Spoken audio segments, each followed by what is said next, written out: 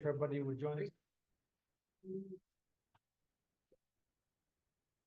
I pledge allegiance to the flag of the United States of America and to the republic for which it stands, one nation, under God, indivisible, with liberty and justice for all. Thank you. Any minute, Helen.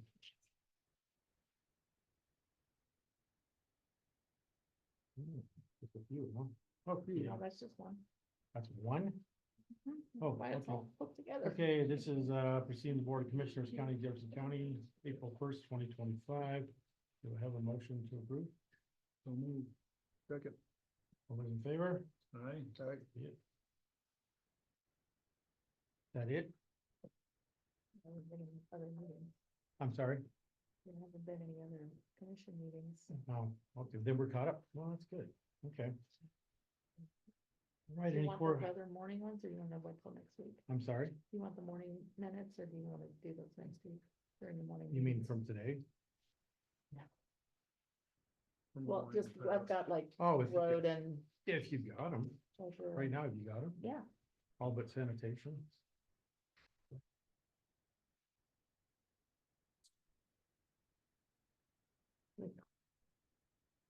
Okay, road and bridge report, March 18th.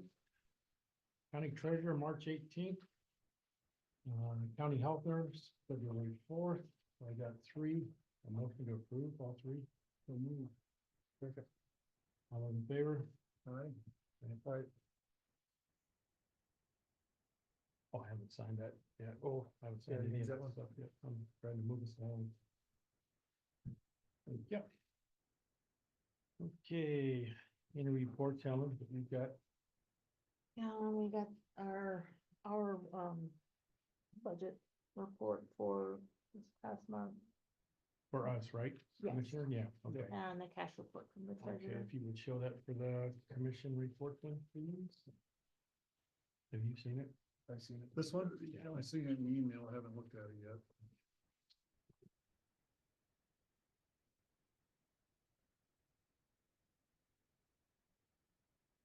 I guess.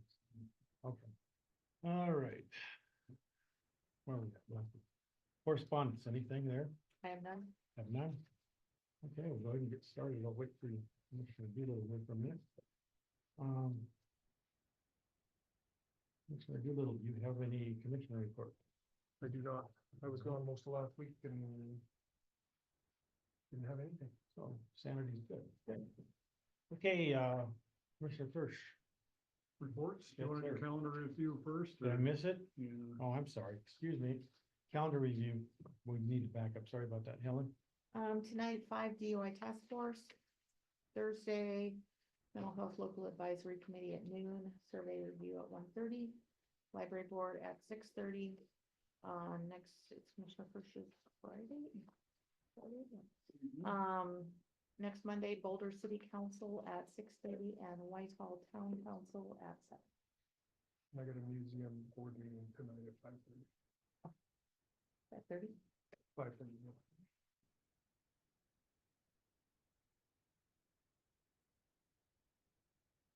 I've got some additions to the calendar too, Mr. Chairman. Go ahead, Commissioner. I got fire council tonight in Whitehall, 6:30. We got a Clancy project check-in tomorrow morning at 9, it looks like 9:30. Maybe it's here, I should probably be there. JLDC tomorrow afternoon, 1 PM here at the fairgrounds. Southwest Youth Montana Partnership Board of Directors meeting tomorrow night at 6, it looks like. Tippet Board meeting Thursday morning at 9:30, and I think that was all I had to add. Thank you, sir. Okay, moving along. Sorry about that. Got ahead of myself. Commissioner Kirsch, how about commission report? All right, this is going back to the second. I went in and testified on the family transfer, House Bill 714 on the second. Quite a few others opposed the bill. Chairman asked if the 2-year provision from the last session was the reason for the slump in transfers in the last 2 years, and I couldn't answer the question, but Ginger answered it for me soon after that. That it really didn't have anything to do with our slump because we have a 3-year provision, not a 2-year provision for that, so. But I think they stripped out most of the bad language out of that bill and it's moving forward with actually some improvements on it, so I think we did good on that one. Road safety meeting the next day, road's doing great, we're doing really good on our safety program, it's been just about 9 days difference in the safety of the employees in the county, so we'll knock on wood and keep that up. BTAC, last Thursday, Boulder's test well on the MHP campus came out good, probably no need for the well that we agreed, that well site in the south campus that we agreed that we'd give them access to if they needed it, so probably not gonna need that. Perry retired from the city of Boulder maintenance crew. Marketing committee, Jen Zetlow resigned off the marketing committee. I think Medina's gonna try to help keep that committee propped up. Yellowstone Boys and Girls Ranch, no date on the next building yet, looking for volunteers to help with the greenhouses out there. The monitors looking to, I think they got a grant, I can't remember exactly what was going on, but they're gonna try to build 3 mini houses here in Boulder to help house their journalists and possibly some other civic employees, teachers, sheriff's office employees or whatever, but kind of a cool program. That might have been, was that a grant? Do you remember, Lynn? They're not, they're a finalist in the grant. They A finalist, they haven't got that quite yet, but they're working on that, so that'd be kind of cool. Growth policy open house I went to on the 3rd, had a pretty good turnout. Ladana, Lindsay and Jerry did a good job, showing, the high points of the, growth policy and answered lots of questions, so they had good visuals to look at there, so good job on those open houses, Ladana. Last week's road meeting, Whitehall's underwater, as far as the roads anyway. Most of our roads down in the lower parts there are swamped out, which kind of puts the hurt on our hard surface. Up above, it starts sinking and doing all sorts of funky stuff, so gonna be doing a lot of digging and they call it netting or whatever underneath there to try to make those so they're not sinking anymore. Got a new hire at the Montana City Shop, new road person up there. Let's see, anything else? We're gonna try to talk to the MDOT about the Whitetail Road. That one's getting a little harder to maintain within our budget, even, mostly because it's not our road, it's actually a state highway, so we may need some help with doing some improvements on that Whitetail Road to keep it passable up there. And they also had some shop training for the shop employees out there, electronic basics, troubleshooting, repairs, etc. Then we jumped into a solid waste board meeting. Lots of brush coming in, obviously, spring, everybody's cutting down and trimming. Getting ready to crush the metal pile out at Boulder. I think I told Mike it looks like it's about 3 stories high right now, but we told him to hold on to it as the metal prices increase, so we'll get more for that recycling. Got bids on the patching and sealing at the Montana City site for that new asphalt. We should have probably sealed it a year ago or so, but it's doing really good, but it's about $8,000. We originally had thought the Cap paving was the lowest bid, but Mike looked at it closer and Cap didn't have a couple things that the Yellowstone pavement got, so it sounds like Mike's gonna go with Yellowstone pavement, which is a win-win because Yellowstone's out of Jefferson County, I think right there in Clancy, so they'll have to close the site for a couple days to do that, but that'll be good and get that sealed up and save our asphalt up there. Ongoing discussion about rate increase schedule around the county. We're gonna have to increase our rates. We're about $100,000 short every year in that program.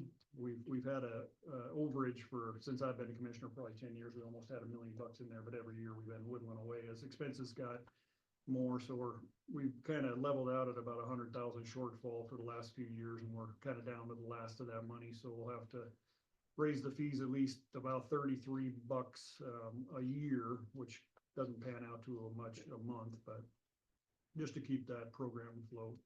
He's also asking if we want to take a look at a new truck and possibly a garage, which would add another $10 to that assessment fee per year. So our plan is to go around the county and have some meetings and see what people want to do. If they want to just raise the 33 to keep us afloat, or if they want to jump it up to 43 and let us improve what we're doing. We'll see what the sentiment is around the county.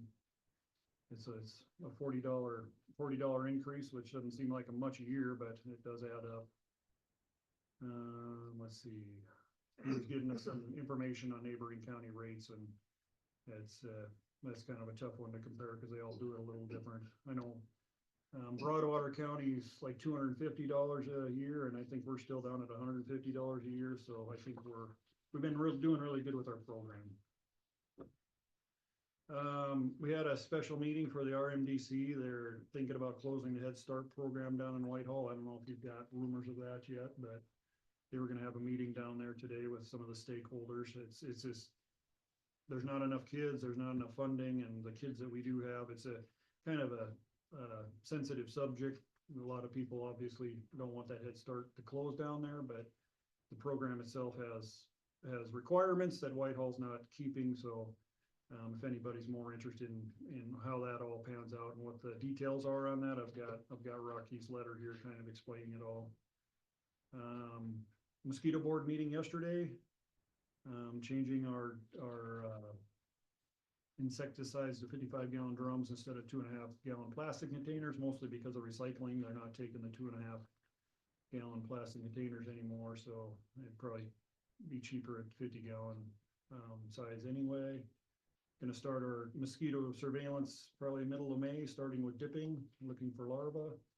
And we're probably gonna stick with the same plan we did last year, since we had good results last year and the year before, so I think the mosquito program's going good. Whew, that catches me up Yes, till sir. today, Yes, sir. quite a couple weeks. Let's see, this morning we met with the road and bridge supervisor. It's a lot of the same stuff. We're trying to figure out Warm Springs.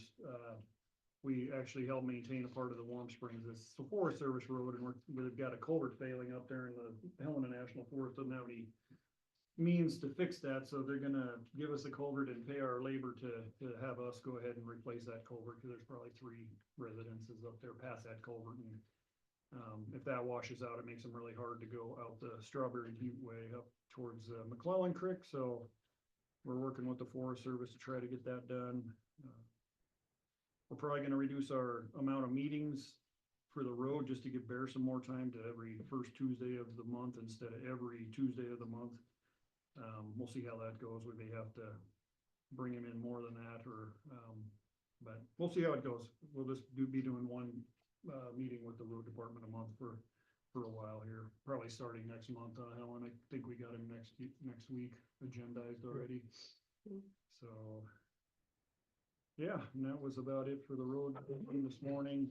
We met briefly with, well, we actually met with Terry, our treasurer, and she gave us her treasurer's report. Everything's looking good. She's getting very good at balancing. All the numbers are looking good, and she's finding the problem she's had for the last few years, and it's she's very happy, and we're happy that she's getting everything balanced and everything looks great. So Health Department met with Pam just briefly, talking about the building 5, is that what it is out there? The building 5 project, and trying to put the pieces together to maybe get a project going out there. The mitigation part of it probably will move forward, asbestos and lead part of it.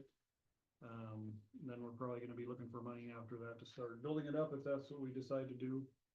And then she's talking about her program together. Some of the federal funding that she got promised earlier in this year is starting to back out. I think they dumped $10,000 off her grant that they gave her earlier in the year, so she had put that a lot towards payroll. We'll have to fill in that gap somewhere at the end of the year when we're looking at the end of the year budget and have a $10,000 shortfall. So, and I think that was it. I guess you can fill in any of the other holes, Mr. I Chairman. didn't miss them.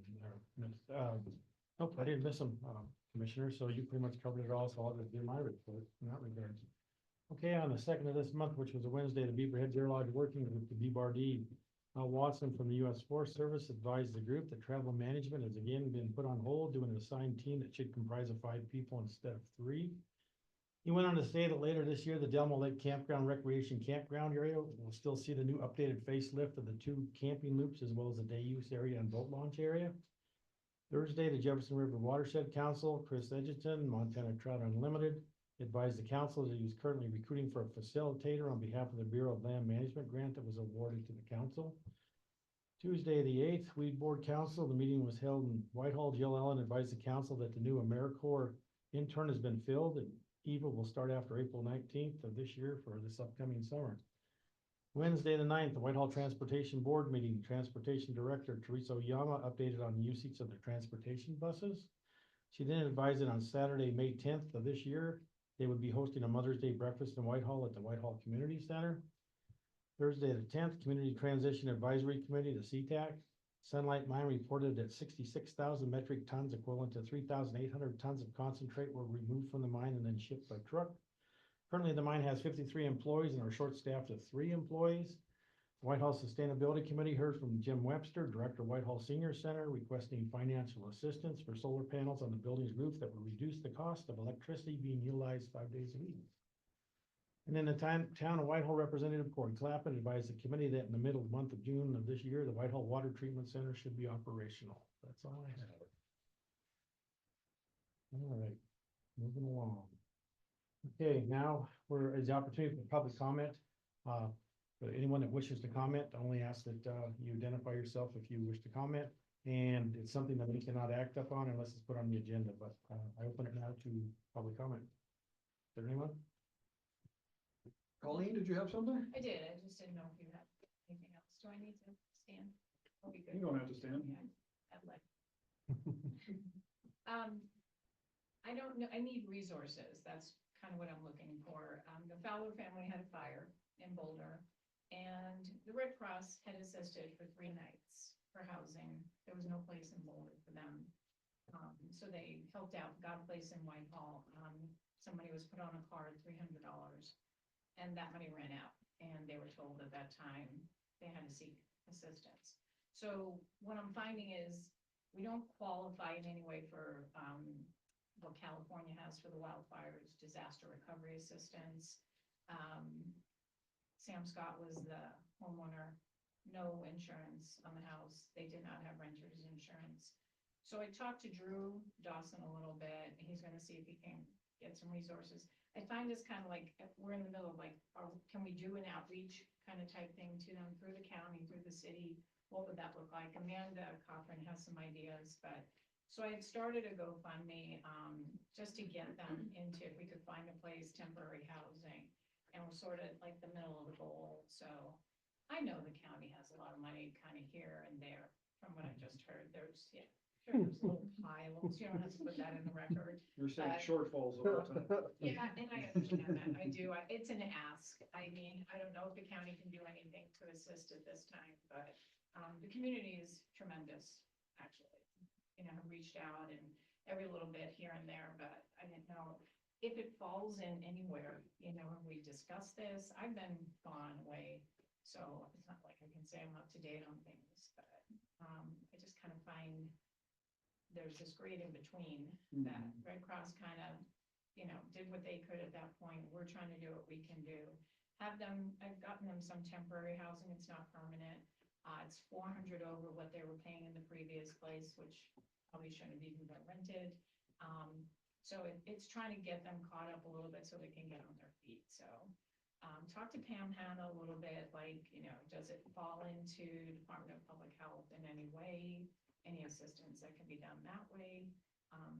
Like I said, Drew's gonna get back to me as well from the city, but just thought I'd kind of put it out there, and it tickles your brain a little bit that if there's somewhere else I can ask, then it might fall in between. We're not enough of a disaster. One house here is enough of a disaster, but we're not California.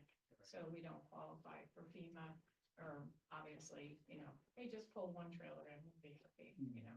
And I know if we set a precedent, I know what that's gonna look like too. So I understand. I just figured it was a beautiful day. I was driving by, got some donuts from Kayla, sweeten the pot, but you know where to reach me. Due to hard times, have you talked to any of the churches? Absolutely. Pastor Dwayne, their group has stepped up and done a small donation, and every little bit helps. I think they're still working on a few things. The Mormon outreach, there was a neighbor that belongs to the Mormon church, and they're doing a gas card because they were coming up from Whitehall. They have 3 kids in the elementary school, and they both work locally. So it was a bit of a hardship, you know, at that point. So Catholic church, we were supposed to have a brunch on Sunday, but everybody forgot it was Palm Sunday. So I have my hand here, little tentacles here and there. Yeah. So if anything else, like I said, if we fall into a category that might fall under, I don't know if it's, like, of course, I always think there's all this extra COVID money that's still floating around that, we can pull out, but I don't know if it qualifies, and like I said, I understand the precedent part of it, that if we do it for one, then, yeah. Yeah. So, but, even information, as far as, try this, reach out to this group, or that's all I ask. Yeah, if we think of something, or if there's a program somebody comes up with, we'll holler at you.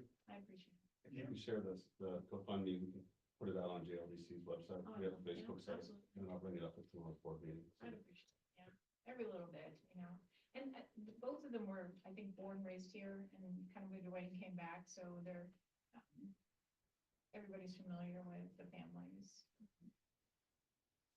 They're local. Mhm.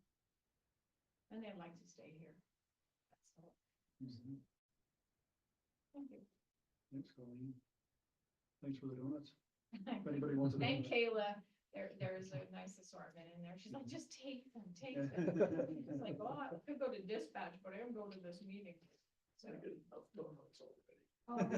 we suck the calories out for Easter. There's not a calorie. in it, so. Anything else, Colleen? No, that's all. Okay, thank you. Anyone else? Okay, we'll move along to the non-specific. Discuss and decide on appeal of Foley family transfer findings and recommendations of the survey review committee. Mr. Foley, would you like to start out? Sure, thank you for your time today, you want me to stand or? Whatever you want to do, whatever you feel comfortable with. I set a precedent. You don't have to. So as many of you may know, I'm a board president for GLDC, but I'm not here today on behalf of that, but it certainly is a part of it all. The reason for the request is I'm a veteran myself. And over the past year, I've been working pretty diligently with the Department of Defense with a lot of activities that are taking place locally. One in particular is bringing the special forces and the training back to Montana, where it all began in 1942, which is what that brochure is essentially about. So there's a large opportunity there that in bringing this training back here, the sustainment, the build out, and what that could create for sustainability for not only the state of Montana, but Jefferson County. The governor is very involved with this. Various departments within the DOD, obviously our congressmen are heavily involved in this as well. So when I was approached about a year ago, the overall goal right now is to create somewhat of a centric hub for this training to take place. And the training will focus on two areas. One area of which would be more equine based, where we would have horseback, pack mules, some of those things, working with the soldiers, going over the Elkhorns to another ranch over on the other side of the Elkhorns. The other aspect would be more UTV based, not only UTVs, but also Toyota Tacomas, Tundras, a lot of the stuff that you see in military operations overseas and whatnot. And that would be taking place to go over the Continental Divide or in or thereabouts the basin area. We're actually working with Rusty on some potential training needs in August. So the reason I say this is that with all this stuff going on that's coming back to our area, there's a great opportunity here that in what we're facing as a county of trying to build more sustainable economic opportunities, build a greater tax base that is not encumbered upon our citizens, but more placed on the ownership of the businesses. This addresses a lot of those needs. The DOD, as many of you are aware, they're going to get about a $1 trillion budget approved this year. Money's going to come into this area to support that. So in building this out, there's a lot of needs right now from an infrastructure standpoint with having these dignitaries come out and start trying to court them our way. We've already have some preliminary aspects of them committing. We've got some trainings with some Marines coming out in June and some Navy in August. And then we've got some other stuff that I really can't talk too much about. But anyway, the long and short of it is there's a great opportunity here. I need to raise some capital to start creating a landing spot for these folks, for which I need to create a barn and then living quarters inside that barn. I need to trade an event center for which they can start working on and repairing the vehicles, tack room, equipment, some of those things. So that's kind of the essence of what we're trying to do here is sell these family land transfers so that we can raise the capital to create this opportunity for Jefferson County. Now downstream, we're looking at a lot more activities as far as catering services that would be needed up there. We're looking at a team of 20 to 30 soldiers on a daily basis during the weekdays that are gonna be up there. We're gonna have a lot of need for equipment, for TAC, for lodging, various supplies that are gonna be needed. And quite honestly, I feel like this is a really good opportunity for the county to take advantage of. I mean, it fits very well within the essence of our county of mining, ranching, and service. So that's my 2 cents. I mean, I know that the application I submitted was rejected, for a variety of reasons. I understand that. But I just want to beseech the county to kind of reconsider here to see if there's some way that we can make this no a yes, to kind of support this endeavor and get this underway. So my 2 cents. Right now, where you have them, you're talking about them actually coming in now, right? Where are they gonna be, your state, or not station, but housed, or what's that all about right now? Right now, Prematurely. they're coming in out of Fort Carson, Uh-huh, so, or not Fort Carson, I'm sorry, out of Fort Harrison, oh, okay. all right. outstation of Fort Harrison. Yeah, okay. So they're coming in out of Fort Harrison on a daily basis. We may be able to put some tents up there temporarily, but obviously the training needs are gonna be year round. They really wanna hit it hard when it's 40 below zero, right? So we can't have them sleeping in tents in the middle of the winter. So, yeah. And they're gonna rotate. There's a few other training areas that the public's not aware of in the area that they'll be rotating through. Any other discussion?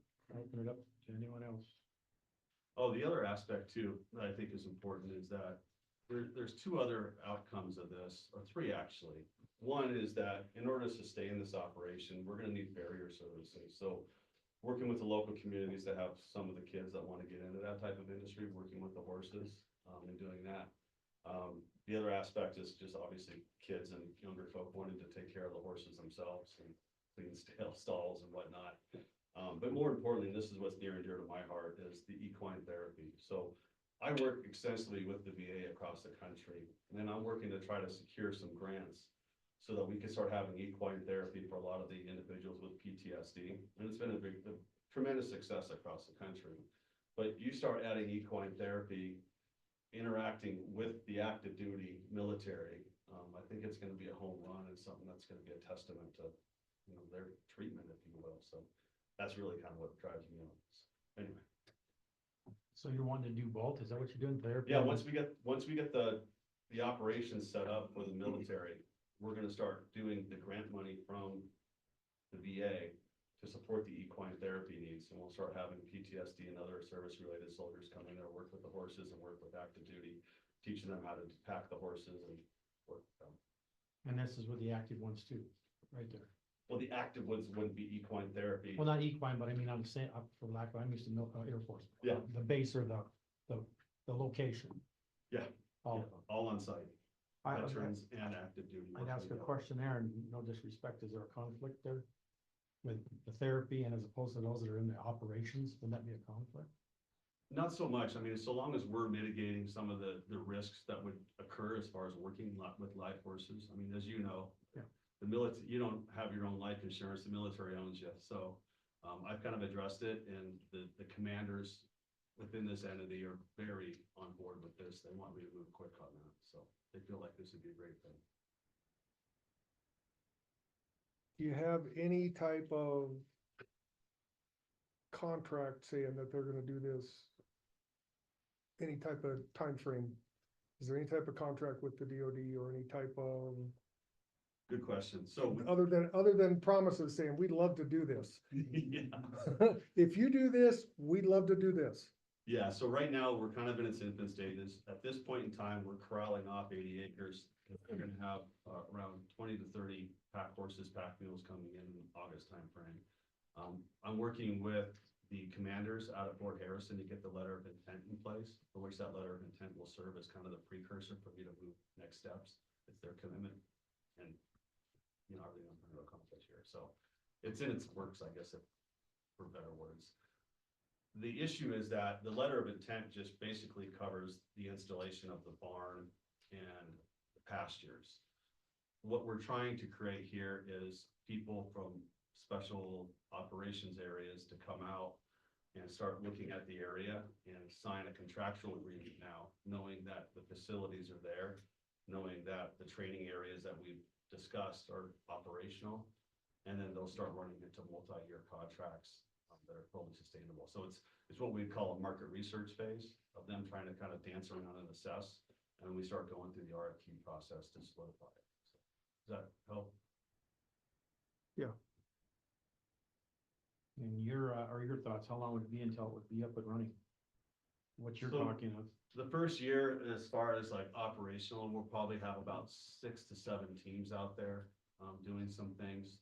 What's been forecasted from the commanders is we'd have a lot higher op tempo in the next year, probably 2 to 3x. There's certain special battalions that want to come out in the next few months and try to solidify some agreement. So I think from a revenue standpoint, the first years I'm forecasting about a few $100,000 in revenue. But by year 2, probably about 1.5. And by year 3 to 5, we're looking at maybe up to $5 million in revenue. Not just for the operations, but I've associated that revenue to the other underlying services of lodging, of equipment, catering, and those services. I would turn to one of a spokesperson for the survey review, and in your finding, what were the findings of the survey review? Well, and certainly Ladana or Ginger, Megan can speak to this. And I can read what I have on the paper, but I'll just speak off the cuff here. The findings were that it did not meet the county's criteria as far as extenuating circumstances. We have typically reserved that, to my recollection, there's only been 2 times when we have permitted someone to get out of a family transfer hold period. One of which was the folks that the contractor screwed up their house and their whole house was about ready to fall down. And they didn't have any insurance coverage on it, so we allowed them out of that to sell a lot for purposes of being able to finance to get the house they were building rectified. And the other one I had to do, I think there was a young lady who got one of these weird diseases that was costing the family money, not so much in medical expenses, but what insurance wasn't paying, trips to specialized care and things of that nature. I certainly, because, all you guys are veterans sitting up there, I'm a veteran. I can certainly appreciate the design of this thing.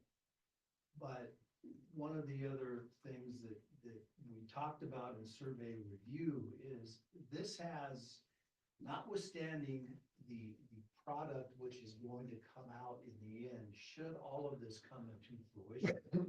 This is in what I view in substance, and I think the members of the survey review committee would agree, is a commercial venture. They're looking to sell properties, to build homes, for startup capital to start this thing running. And I'm speaking as the county attorney here, and after hearing what Mr. Foley has to say, I've got some mixed emotions on this, but I've got to keep the lawyer hat on here. If we have down the road, now we've only got Mr. Foley falls under the 3-year period because that was the law at the time this was created. That has subsequently been changed, but the legislation 2 years ago was not made retroactive, just as a matter of law, unless a piece of legislation, except when it comes to criminal sentencing stuff, and I'll stay out of the weeds with that. Unless the legislature particularly makes the law retroactive, the law that's in effect at the time that the act occurred is what applies. So we're under a 3-year period here. That period expires, I believe, about the end of January of this year. So we are 9 months out. My concern is that if the commission allows this to go through, then we have set a precedence here. And who knows, 2, 3, 4 years down the road, something else with a good economic vision that comes in, who has taken, say, 15, they say they're a good Catholic family, and pick on my wife. And they've got 15 kids, and they do this, and all of a sudden, there's a venture that can come out of that. Are we going to be in the same position down the road? That's somewhat the position of, that the survey review took.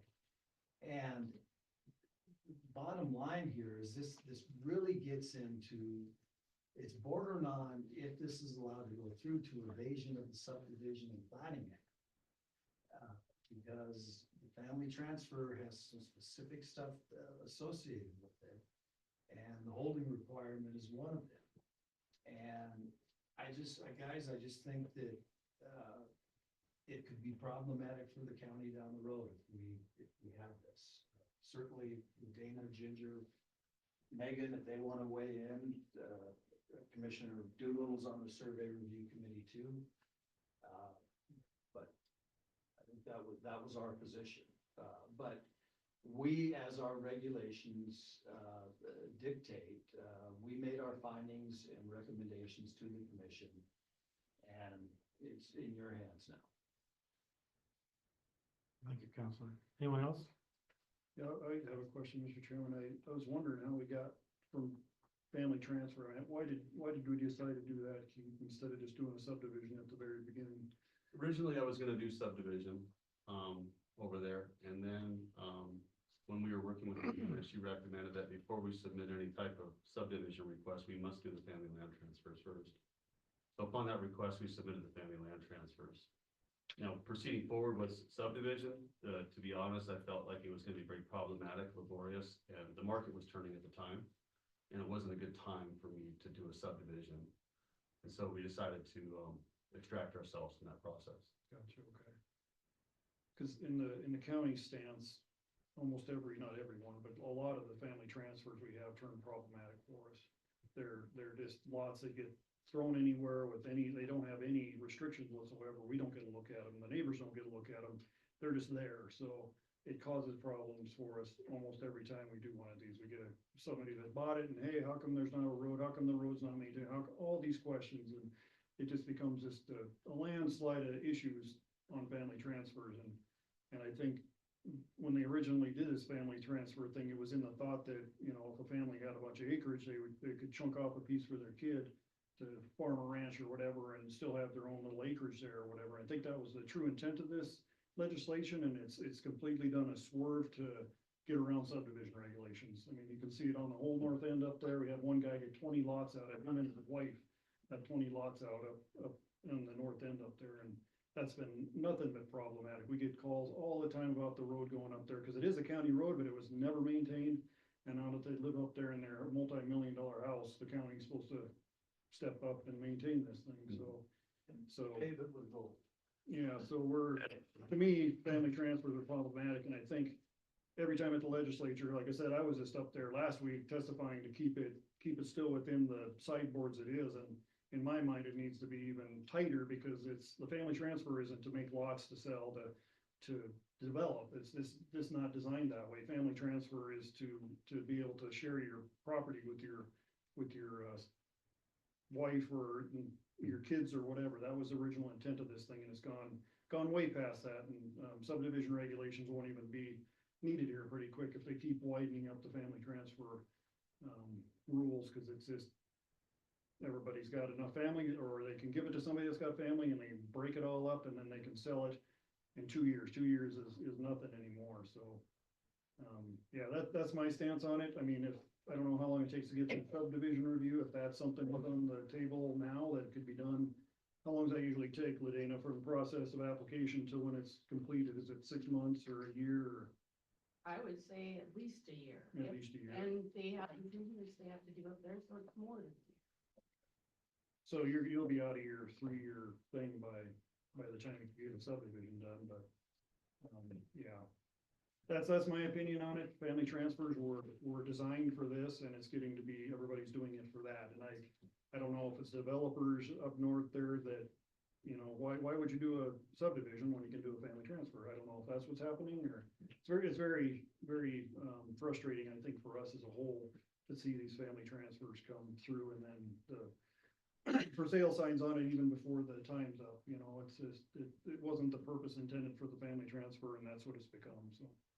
And it makes it really hard on us, and I know your cause is noble, and I know what you're trying to do, and I completely, support that, and Mr. Haddon said there, that once we open up the gate of allowing it for something other than a true family financial hardship, then it just opens up the gates. Everything we do, we gotta follow along with everybody behind, so. It's a tough decision, but yeah, family transfers have always been a tough one for us. Sorry, Mr. Chairman. Thank you, sir. Any other discussion? And that's why I asked you the question, Keith, was for the simple fact of how long is it gonna take you to get this together? And do your process, and do you have contracts that are sitting out there waiting? Because I'm like Mr. Haddon, I'm excited about what you're doing, and I think it's a great thing.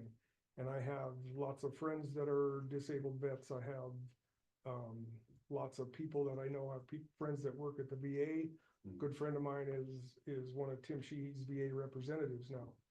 And I get it, and I think you're doing a great thing, and I think it's gonna be a great process. On the other hand, as Mr. Haddon said, I sit on the survey review committee, and I listen to all of the people who know more about subdivisions and survey review than I will probably ever know. Explain all this to me, and that's kind of where I'm at too, and I know that that's not what you wanted to hear from me or probably anybody else, but I do think it's exciting, and I would love to be able to be involved and help you someday. I just, in my mind, I can't equate that to doing to agreeing with the appeal. Understand you commissioners have a responsibility to the citizens of upholding and maintaining the rules and regulations that are put forth in policy, so. Yeah, I get it. I think, it just merely delays the raising of capital by 9 months, right? So I'll, address that and work towards formulating a better approach. Thing I look at though, like from an economic standpoint, is this opportunity is here now. Is it gonna be here in 9 months? So like, you never know. Like, that's where I look at it from, we're trying to find different impacts and how we can help the economy of Jefferson County. This is a great opportunity. Who knows if it's gonna be here in 9 months? That's where I look at it from a JLDC. And I would offer on that, and I can appreciate that, but we all know, Pam's budget is a prime example. What the government giveth, the government can taketh away. And we have still a baby new president, although he was there once. He's got a huge budget fight coming up in the Senate. We don't know how any of this is gonna pan out, so I'm hopeful that, yeah, I would love to see $1 trillion DOD budget, because we gotta get our butts cut off to the Chinese. But none of it's happened yet, and so we don't know if the economic impact's gonna be now or not. And we can't look at it as an economic boost. I mean, as commissioners, that's not our job to look at the economy. We're looking at the rules and regulations and what we have to follow and time and what's gonna happen in the future, because as soon as we make a decision to allow this today, it's never gonna end. I mean, until time ends, it's gonna be, well, you did this for Mr. Foley, you know, you let him off because he's had this project. And how are we gonna say no to that? I mean, it really puts us in a corner. You could even put it on a smaller scale with somebody who has 10 acres and they want to do a family transfer and split it in half, if nothing else, because they lost their job. They want to start a DoorDash business, but they can't afford that car. And that's an extreme example the other way, but it's really the same concept of what we're doing here, even though the economic impact to the county wouldn't be near what it might be with this. Understand. No, but this has been educational for me. Understand. Yeah, it's a tough decision for sure. It's decisions we don't like to make. Makes mine easier, right? What's that? Makes mine easier. Yeah, yours looks a whole lot easier. When it's a little You better box. take your donuts with you. Four counties that are, Thursday that are trained in services, and they might be a good resource too. That's something new. This Thursday. And they have a pretty good program there too. I think. they do Doesn't good. Rocky have a horse program too? There's a couple that do, I think. right Western here. does. Western does too, but Carroll's hosting, they have 4 panelists coming to town that are equine assisted specialists. But they might be good resources for you as you continue this venture.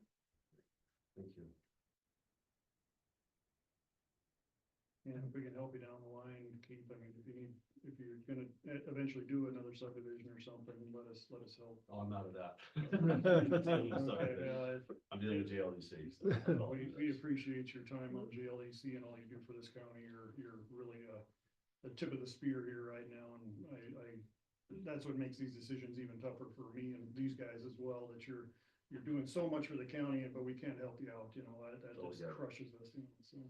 Totally. Just so you understand that, whatever we can do in the future for you to make something easier for you, definitely don't hesitate to ask. As long as it doesn't set a precedence. Totally get it. This has been educational. I appreciate it, guys. Another thing I look at too, Keith, I'm very respectful of that too, I mean, for the veterans and all.